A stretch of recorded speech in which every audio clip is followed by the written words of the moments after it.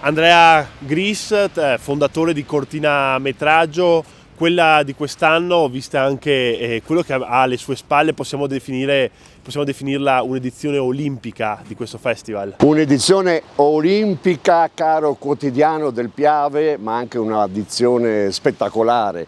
20 anni, siamo maggiorenni ed è un'edizione che veramente celebrerà questo festival, che sicuramente è uno dei più importanti festival del cortometraggio in Italia, ma non solo in Italia, anche in Europa, perché proprio da Cortina sono partiti per un viaggio meraviglioso, registico, nomi importanti come Paolo Genovese, che è un po' la nostra icona, proprio da qui, dalla prima edizione 1997, poi il festival si spostò a Trieste per alcuni anni, sempre con la bomba Maddalena Maineri, che quando comincia il festival esplode in una maniera spettacolare e gestisce questo festival che non è semplice, sembra una cosa semplice, ma che porta a Cortina da un pezzo più di 400 persone tra registi, attori e naturalmente spettatori, perché tanti vengono a Cortina proprio a trascorrere questa settimana, quest'anno dal 17